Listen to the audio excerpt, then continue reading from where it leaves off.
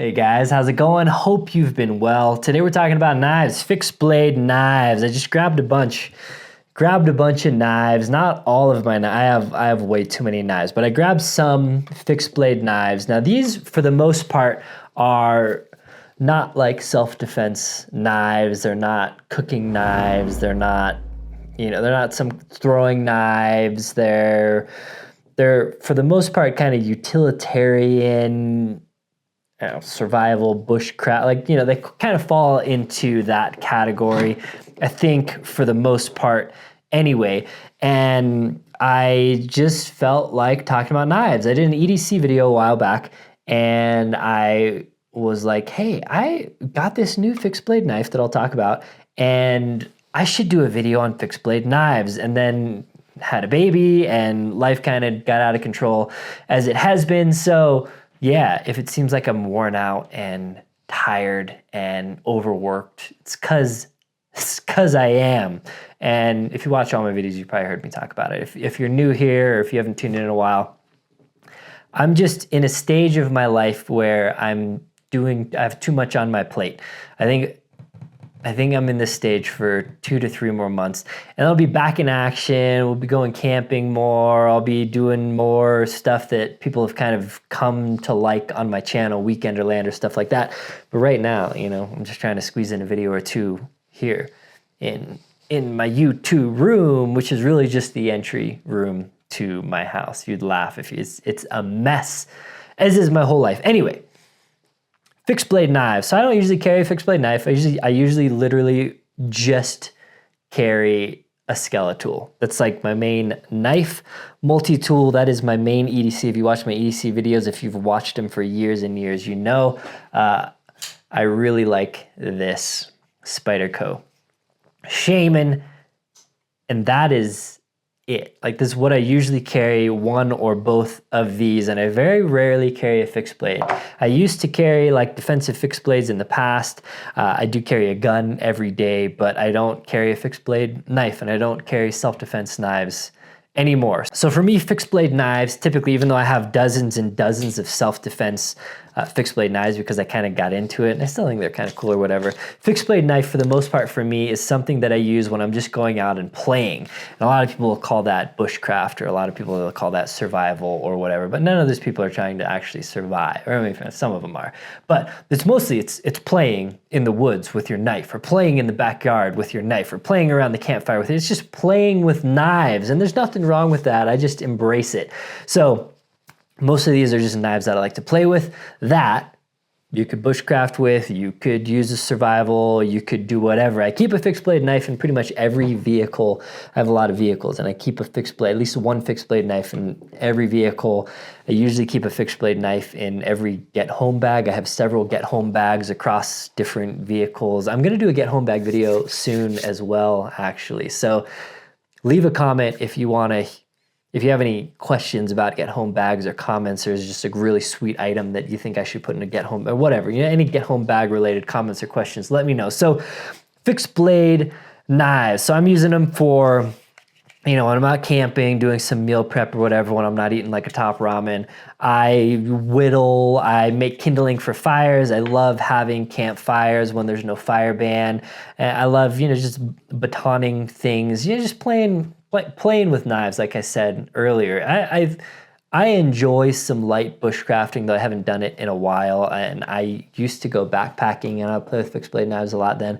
But playing with knives, am I rambling? Yes, that's what this whole video is going to be about. So I've kind of laid these knives out in order of, and some of these are random knives just to show you knives. It's going to be a video where you're just going to see a lot of knives, and I don't know the names of most of them off the top of my head because I just don't care. So I'll overlay them if I remember. I'll probably link all these down below. I'll try to make those links affiliate links. So if you want to buy a knife or a laptop or a pair of headphones, click that link and then go buy something. I appreciate it. So let's start here.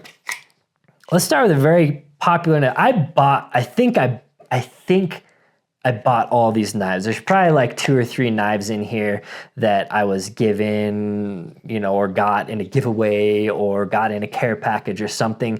So I didn't buy 100. I probably bought 95 maybe 90% of the knives here. But my favorite, the favorite knives I bought. No affiliation there. So just, yeah, that's the disclosure. So this knife I actually think I got in like a subscription box or something. This is a very popular knife. This is a Mora knife. There's a bunch of different models. This one's orange. I would get an orange one probably. I hate this knife. I think it sucks. It's a very popular knife because it's a very cheap knife and it will get the job done. So what you're gonna hear me talk about some in this video is like how not enough knife or gun or whatever guys talk enough about how a material item makes them feel. I think you hear more about it like in the car world. You're like, oh, my Porsche, it just makes me feel, you know, whatever. But knife people usually talk about the type of steel or the type of handle or the blade cut or whatever. And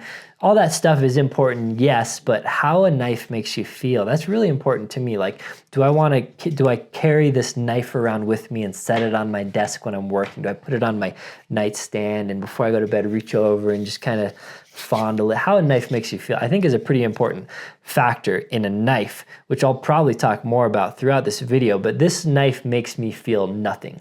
It is functionally a knife that works and it comes in a functional sheath and it is okay.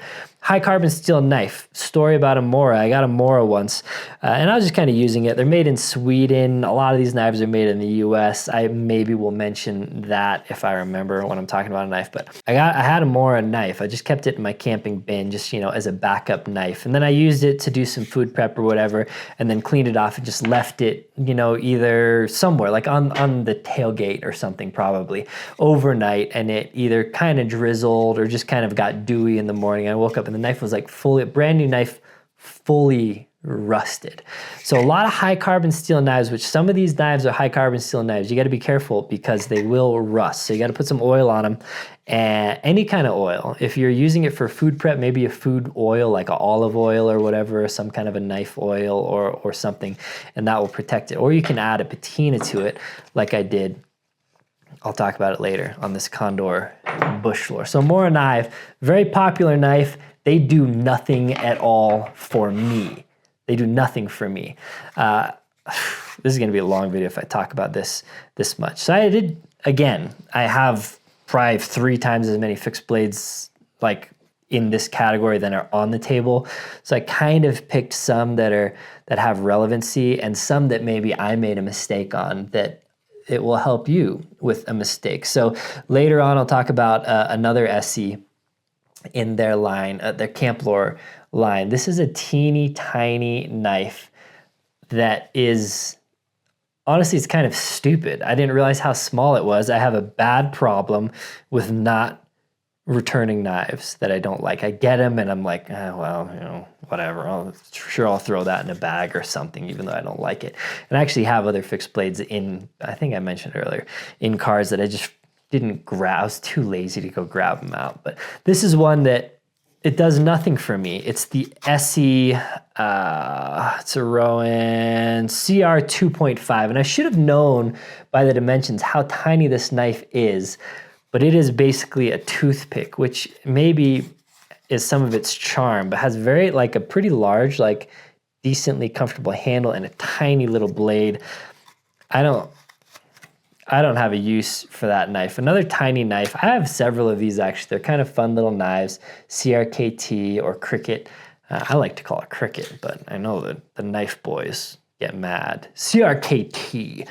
This is a neck knife. Comes with a little chain. You wear it around your neck. Oh, neck knife. I think neck knives are pretty stupid, but this handle it's actually quite comfy in there. So if you're into a neck knife, or you want a neck knife, or you just want a really small knife, these CRKT knives are actually pretty cool. These are kind of maybe falling more to the like self-defense category, but they're kind of utilitarian, I still think. It's kind of utilitarian, but I can basically do nothing with this knife that I can't do with like my Leatherman Skeletool. This is a knife I saw is relatively affordable. It's a Gerber, I forget what it's called. I think it's made in the US though, yeah, Portland. And I don't know, I thought it looked kind of cool, and I thought it might be a nice little knife, you know, just another knife to keep in the backpack or something. Does nothing for me. Just so you know, it doesn't really do any. It's like a rubber handled knife. And I'm just showing it because these are like, a lot of these knives are like popular knives. Like they'll get recommended on the Amazon page or whatever. And then I just see it and I'm like, oh, it looks like a cool knife. And then I buy it and then I don't like it and then I don't return it. And that's why we have it here. And I'm just trying to save you some trouble. But it does have like a relatively functional knife. There's nothing inherently wrong with this knife. Sorry, I didn't, you know, I'm sure I could do something better with this focus. My hands are relatively average size man hands. I wear a size large glove, size large in mechanics glove.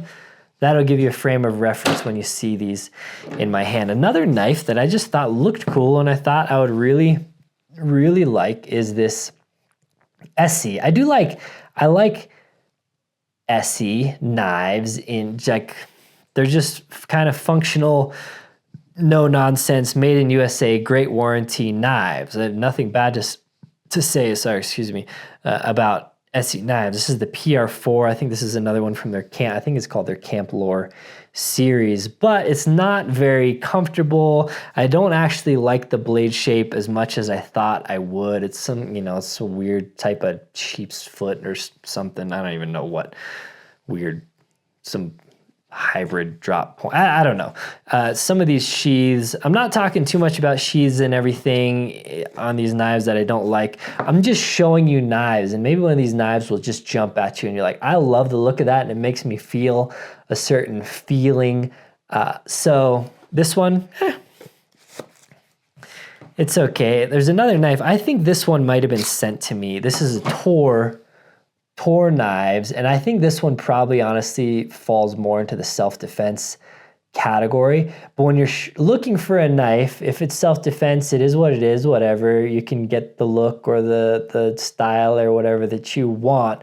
But a knife that you're going to use, and again, this is probably a bad example because this probably is a self-defense knife, the more that I'm thinking about it. But kind of a thick, chunky, not comfortable at all handle. The blade is pretty thick, but not very tall, so it's not that great for like cutting food and stuff like that. Doesn't have a lot of practical applications. You want a knife that is comfortable in hand for a long use. You're gonna be doing woodwork, you're gonna be doing food prep or whatever, and granted, you're gonna use different grips and stuff depending on what you're doing, so comfort of a knife will kind of be dependent on what you're trying to use it for, but a lot of times I'll hold a knife like this, and that's like the main basis of comfort. So it's cool company and a cool knife, and again, kind of a bad example maybe in this survivalist, bushcraft, whatever type knife category. But while we're on that, this is another knife that wouldn't be considered a bushcraft or a survival knife. This is a Spyderco. This is basically the Yojimbo fixed blade. I have a couple Yojimbo 2s, Spyderco, cool company, Colorado company. I don't know if they're a cool company. I like that they're, you know, made in Colorado, most of them, and I like a lot of their knives, but loved the Yojimbo, loved it so much, decided to get this fixed blade version of it. I didn't know this was made in Taiwan. The Yojimbos are made in the US, but this knife does nothing for me. Again, it's probably a self-defense knife, and I think it's kind of cool. And I do like Wharncliffe. This is a Wharncliffe blade. I do like Wharncliffe because the tip, you can have so much precise control cutting food or whatever. Again, not a survival knife, pretty delicate tip on there, but I do like Wharncliffe. Even for opening packages, I do like a Wharncliffe. So, you know, maybe you just love this knife and hey, you didn't know about it, and now you do. A very popular knife that again, I'm talking about this with, I'll try to kind of mention it with a lot of knives, does not elicit any emotion from me. The SOG Seal Pup. I've had a few of these. This one looks like brand new. Some of these knives are pretty much brand new. I never used them but I have used other SOG Seal Pups and they work okay. I don't really like all this craziness with the blade. It does have a serrated blade, so serrated blades, the main advantage is they're good at cutting rope typically. The disadvantage is they're harder to sharpen. So I used to really like serrated blades. I don't know, I thought they looked cool or whatever. But now, like a knife that I need to maintain and stuff, I don't go for serrated blades. And so most real like survival knives and stuff won't have serrated blades. But this is maybe more of a tactical knife. I don't know. SOG Seal Pup, not a bad knife. It won't rust on you and stuff. It's, you know, it's a popular knife. Another pretty popular knife is the Gerber. This is one of the first knives, like big, beefy, kind of like survival bushcraft knife. Man, my battery's almost dead. I forgot to charge my battery. I'll have to grab another one.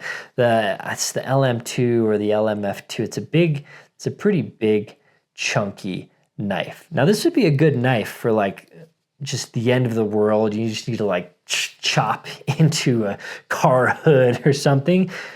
Beefy knife doesn't do a whole lot for me, but like a knife that I would describe as a good end of the world knife still. Kind of has an interesting concave in the handle. It's a rubber handle, kind of has this crazy pommel on the end. It's just chunk-a-lunk, heavy duty knife. Not one that I'll want to get out and like mess around with at camp though, really, but a pretty good end of the world knife. All right, new battery, back in action. This video is gonna be way longer than I intended. If you guys like that, cool. I'm not wearing my wedding ring. I'm married, guys. And sometimes I don't put my wedding ring on because I forget it. I probably seem drunk, but I'm not. Just sleep deprived. Gerber, I like Gerber in general. A lot of their knives are made in the U.S. company, pretty sweet K-bar as well. It's U.S. made. This is my longest blade knife probably here. It's K-bar. K-bar makes a lot of knives like this. Full tang kind of rubber handle, little guard here, a little round thingamajigger in the back. I have probably 4 or 5 of some variation of this. This is a Tanta. This is a little longer than my other ones. Some of my other ones are more traditional. In college, I lived with roommates, as most college people do, and we got into just random college dude things in addition to all the other normal random college dude things of motorcycles and video games and everything. One of our pastimes was throwing knives. We built a little knife throwing thing in our backyard, and we loved throwing knives. And K-bars are the majority. This is actually a bent one still. This is one from my college days. It even has like chunks cut out from it from you throwing it and sticking it, and you throw another knife and it cuts a little chunk of the rubber out. Anyway, love throwing. These are great knives to throw. Honestly, and they're kind of decent, good survival knives, but they're pretty gnarly. It's like a Rambo style knife, right? But I like K-bar. I think everyone should have some K-bars in their life. Not necessarily to like food prep your steak at camp or anything, but just to throw. I haven't thrown knives in years. I probably can't stick them very well anymore, but every once in a while I'll try to throw a knife. We got a knife coming up that I actually broke that I'll talk about in a second. K-bar knives, cool. This was a knife, again, I really do like Wharncliffe knives. This is one that I saw, maybe someone commented and told me I would like it, or maybe I saw it in another knife review video. This is a Bradford knives, Bradford, made in the US as well. I don't know much about the company. This is a G3 Warney. Saw this knife, I was like, that is a sick little knife. But again, it is a tiny knife. I can't even when I'm choking up into this part, I can hardly get like a comfortable, good grip on it. Now this knife, again, probably kind of falls into the self-defense category, but it's a very small knife. Ashley really likes this knife for small little hands. I have it here. It's I have like 5 knives sitting on this shelf here that are just whatever. I feel like grabbing a different knife to open a package with, or I need a knife for something. Actually, speaking of, I'll talk about it in a second. This is my garage knife. I have knives that are, this is one of the, it's been relegated to a package opening knife, and it's Ashley's favorite package opening knife because the handle is small and dainty, and it's kind of a small, that's probably why it's, you know, little kind of like a clinch pick, almost self-defense knife. But I bought it to potentially, I lost for a while one of my favorite knives we'll talk about later, Benchmade Bushcrafter. And when I lost that, I was like, oh, it triggered me to look for different fixed blade knives that could maybe take the Bushcrafter's place. This one, I was like, oh yeah, obviously it's a lot smaller, but maybe it could, you know, functionally, I could have fun with it around camp and food. A little too small, but a cool knife, a little on the small end. This is another SC Knives. I have a few SC Knives in the lineup. This is another knife that probably everyone should own, much like a K-bar. This is the SC3. I have SC3, 4, 5. 3 is kind of one of the smaller ones. Kind of a standard grip here. You could choke up on it a little bit for doing little tasks as well. Up in here, it does have jimping on the back, actually ground down. They're painted. These are high carbon steel knives that come painted for blade protection so they don't rust and wear out as easy. It's kind of a weird knife, kind of an OD green paint on the blade and an orange handle. I like orange handles. This knife just doesn't make me feel any kind of feelings. It's a good overall knife, not a bad knife at all. Works, again, SC bomb-proof, warranty. This is my garage knife. I have a little like magnetic tool thing that I keep some miscellaneous tools on. This is one of them. Sometimes you just need a fixed blade knife. Like I have all the tools, every pry bar, screwdriver, whatever, but sometimes I'm just like, I just need a knife, dig something out or whatever. This is my garage knife, actually, is what it's been. It's my garage knife. Gets a fair amount of use in there, though. This is a relatively cheap knife. This is a Condor bush lore. When I was kind of, I don't know, getting into bushcrafting or whatever, I bought a handful of knives on the lower end of the spectrum. A lot of those knives I bought that just didn't really resonate with me, those are like, I have one in my Land Cruiser, I have one in either of my Land Cruisers. This is one of those that could have gone in there, but this is in my knife. I have a drawer of knives right here too that I just whatever get for one reason or another. It has a wood handle though. I kind of got it in the stage of my life.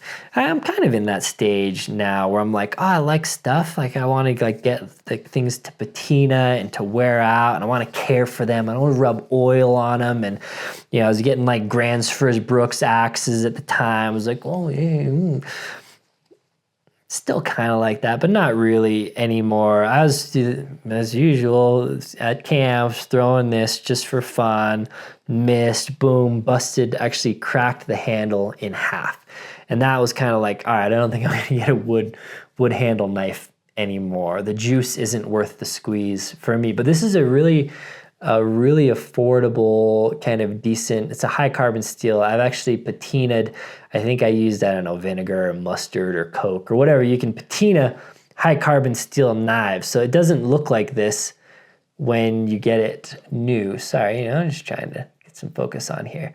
And I think I've oiled the handle and stuff and patinaed the blade. Patinaing a blade will happen naturally over time when you get various, you're cutting apples or oranges or whatever. It'll kind of patina over time. You wipe it off. The key to a high carbon steel life is don't live somewhere that is super humid, gross anyway, like Florida or something. Colorado's really dry, so I don't really have to worry about things rusting that much unless you just get it wet and then don't dry it off. The key is you're going to dry it off. But adding a patina or a knife developing patina over time, you can get rid of the patina, but I like the patina. It helps protect it. It won't rust and corrode and stuff as fast with the patina on. But bush lore, it's made in El Salvador, I believe. Yeah. Nice little knife. This is one, another K-Bar knife, a K-Bar Becker collab. This is the smallest of the Beckers. I thought it was gonna be smaller, honestly. Yeah, again, granted, I know they have dimensions and I can just measure things and compare. This is the BK16. I thought it was gonna be smaller. Why you would ever need a knife bigger than this? And in the reviews are like, oh, it's good when I'm looking for a small knife. And I'm like, small knife? This is, just to compare, I'll get to this a little later. This is the Lion Steel M4. This is my favorite. This is currently my favorite knife. And this is a knife that in the reviews and stuff, people were referring to it was they needed a nice small knife. It's not that small. Here it is compared to the SE3. It's bigger, but I don't know. Fixed blade, like survival bushcraft knife guys love huge knives. Apparently, I don't. I like a smaller knife. The sheath it comes with is kind of nice, but it's like for one of the bigger Beckers, I believe, is way longer, but it's got room for maybe a sharpening stone or a fire stick or something in there. Cool thing is it comes with black and tan handles. Now I'm going to talk about this more in these fall, as we get to the knives I really like, which we're kind of getting into the section of knives that I really actually do like. This is an important aspect of most of those knives, and you'll never see a product photo showing this side of a knife, which I think is so important. You always see this side, you kind of get the idea of the shape, but this is very important. This width here, right in the middle, that is what, for me anyway, feels good on a knife. And again, if I'm making kindling or whatever, a lot of times I'm just using this hold, or sometimes you reverse it, do this, and you pull this way when you're doing something in this direction. You gotta be careful. But that thickness, this has it pretty good, and it's a pretty comfortable knife, and it's a good brand. It's been around for a long time, and it's beefy. It's a pretty good knife. There's nothing spectacular about the blade steel or anything on this, but under $100, I believe. Comes with a sheath, comes with two different color scales. You can get some micarta scales. I don't like this knife enough to spend another $30 or $40 on the micarta scales, but I did put the tan scales on here, and I don't even know what they are. It feels kind of like a glass-filled nylon type thing. Not a bad knife. This knife almost makes me feel an emotion, but not quite. But solid knife. Really, like, we're progressively getting into knives I like more and more. The K-Bar Becker BK16. If you want a bigger knife, this is the smallest of the Beckers, and all the Beckers are pretty good knives. BK16 is the one I would probably go with. It's a decent size, but even it's the smallest one. And again, I know I'm repeating myself like 10 times, but still a little bigger than I would need. I really like this knife. It's an SE RB3. Again, I think it's from the SE's Camp Lore line. It doesn't have a bulge here. It's flat, but it's wide. It's kind of a chunky handle, very rounded, and it's comfortable in the hand. It's not as comfortable to me as the handles with that kind of belly, but it fits my hand really well. I don't love the grind. You'll hear a lot of stuff, especially into bushcrafting, Scandi grinds and stuff like that. My favorite mostly are like full flat grinds. Now it's just like the regular SC and then some of these other knives that I like, but there's pros and cons to any grind. These kinds, like the full flat, is gonna be the best for like food preparation. And honestly, that's a lot of what I use knives for when I'm out camping. And they're much better for food prep, and I don't think these are better for like whittling and woodworking and stuff, but they're not better enough for me to like them more. So I'll typically go for a full flap grind. This is also high carbon steel, so you gotta keep it oiled or it'll rust on you. Not as big of a problem in Colorado necessarily, but just to note. Now this knife I really like. This is another Spyderco. This is a pretty expensive knife, if I recall. I think it's like 400, 300, 400, somewhere around there. I don't even remember the name. I got this knife because Spyderco for a while made a knife, and I think it was called the Bushcraft or the Bushcrafter or what. Basically every brand makes a knife pretty much that's called a Bushcraft. Not really, but a lot of them do. Spyderco made one. It's a very similar knife to this. Is called the Bushcraft or something. I couldn't get it. I couldn't find it anywhere. I couldn't even find one on eBay at the time. So I bought this, and it is a very comfortable handle. It fits my hand really well. It's full carbon fiber. It's very slippery. The blade, it's going to be hard to tell. It gets very thin towards the tip. It does have full flat grind, which I like. I do like the blade shape. It is a very elegant looking, classy knife, but I don't think it'll hold up well. The tip of the blade just gets quite thin. And so for a knife that I want to just like use and abuse at camp and have fun with, this is a little on the expensive side. It just feels a little too elegant. It feels a little fragile, even though I'm sure it's not. It's good steel. It's, what is it? I think it's S90 V steel. Really cool knife, and if you love Spyderco and you want a knife that's looking like this and you love carbon fiber, I like it. This is my bedside knife.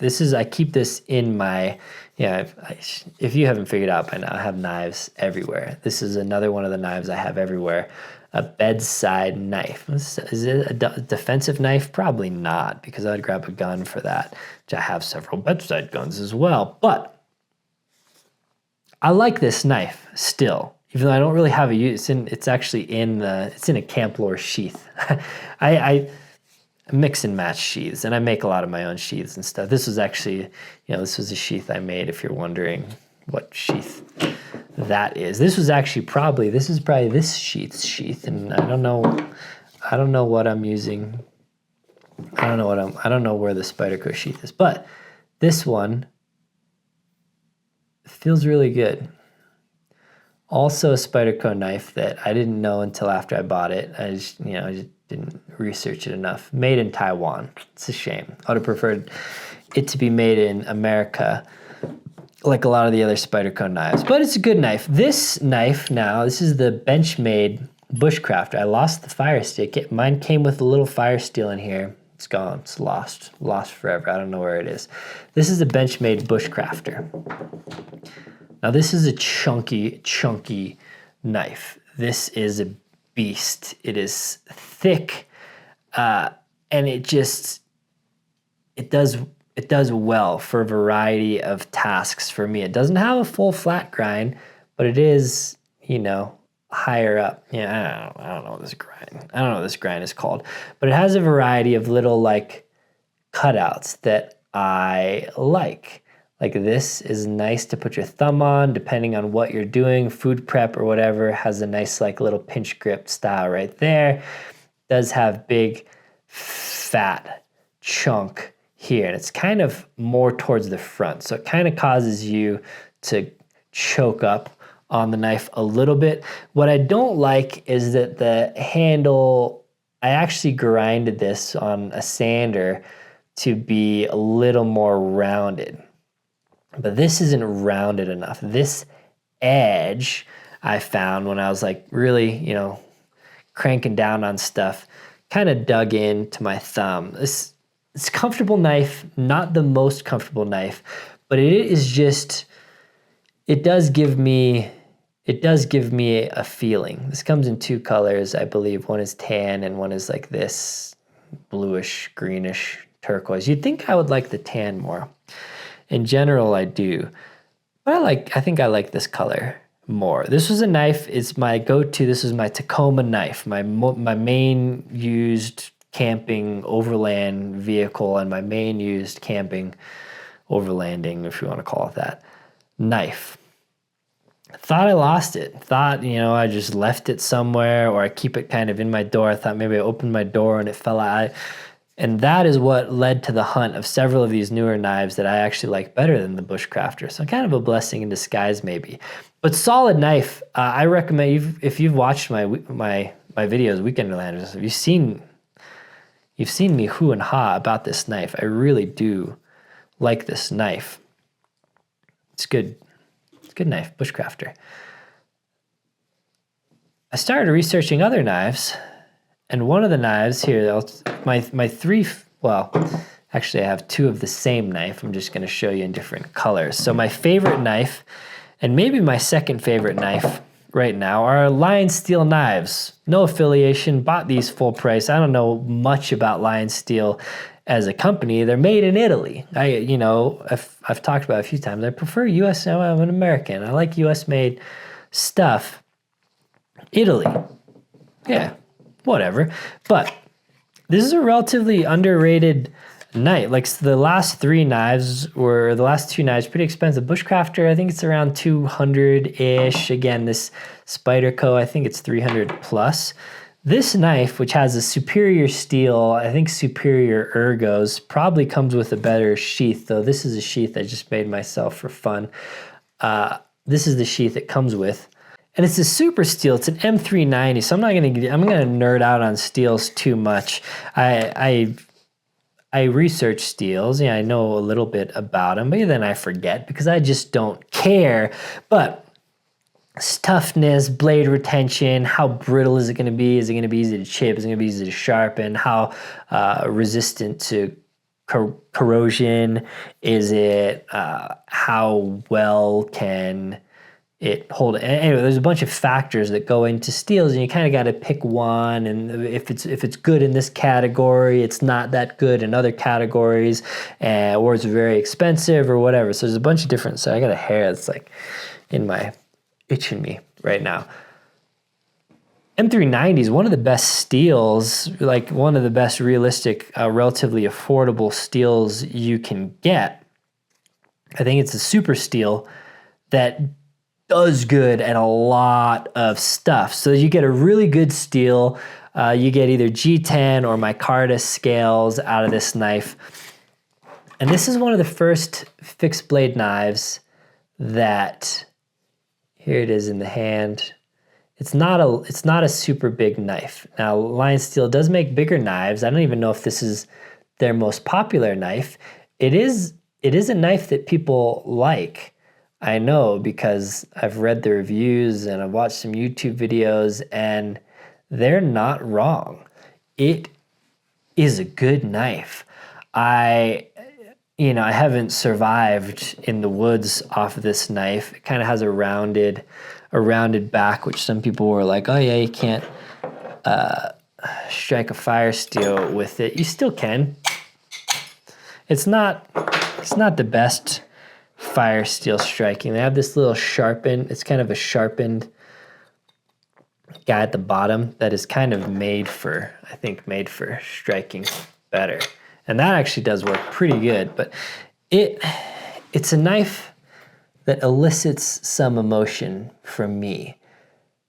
It's only $150, only $150. I know that might be a lot too. I know that is a good chunk of change to a lot of people, but in the scheme of really high quality fixed blade knives, it's actually pretty cheap. So this checks a lot of boxes for me. It checks a lot of boxes, and I actually skipped my second favorite knife and just jumped right here. But I'll talk about my second favorite, which is also Lion Steel. Very comfortable. And that's probably the thing, when you use a knife, you want it to feel good in your hand. That's probably one of the most, there's a lot of important things. Again, blade steel, blade shape, profile, comfort is big for me. And then emotions. Does it make me feel good? Do I want to use the knife? Will I get this knife out just to get it out so I can carve some wood just for fun? Do I need kindling to make this fire? No, I have like a Zippo, and I got a Bic, and I got paper, I got rubbing out, I got all kinds of wood, but I'm just gonna grab the knife and make a little kindling just because I enjoy using the knife. And I think, again, ultimately you're just playing with knives. You're just playing with knives, and there's nothing wrong with that. So when a knife makes you want to play with it, I think that's a huge bonus. So this is the first one I got. I bought two of the M4s. The black one. It's my favorite one. It's the one I'd recommend you get probably. But then I got the micarta one as well. So this is the I think it's the B35. So I like the M4 so much. I got kind of its smaller brother, though they're virtually the same length. This, the B35, uses a slightly less superior steel. It's a Schleipner, just Sleipner, S-L-E-I-P-N-E. I believe it's called Schleipner. It's a smaller, if you were gonna EDC a fixed blade knife, this one is just thinner. The handle is thinner. It's not quite as comfortable. It's why I don't like it as much as the M4. It's basically a trimmed down version of the M4. I think an M4 is a stupid name because that's also a steel. But the M4, Lion Steel, favorite knife, B35. It's a little more like maybe a gentleman's knife, a little more elegant. I really do like the micarta on this. It's like your kind of textured, matte, feels a little more grippy. I liked the micarta. I didn't get the black. I got the black. It's like, all right, I'll get the micarta in this one. And so I was like, I like the M4 so much, I'm also gonna get the micarta in it. Micarta is different on this one. It's like, I don't know if you can tell, kind of the shiny glossy micarta versus the matte. Much prefer the micarta in the B35 versus the M4. I haven't seen anybody talk about that. So I thought I would let you know. M4, I'd go black. B35, I'd go micarta. And again, it's a rambling video, so I'm just gonna keep rambling. But the M4 just, it's the first fixed blade knife in a long time.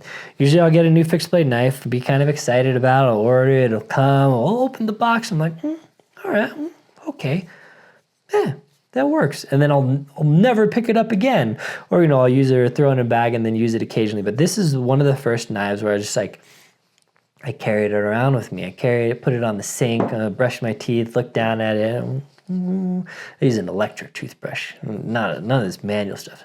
And I'm just like, man, I really like this knife.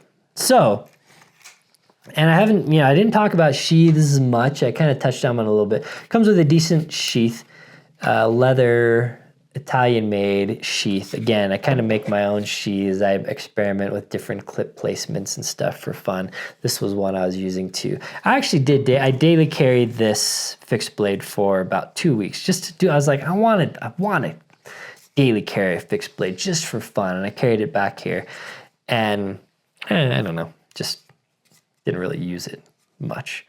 But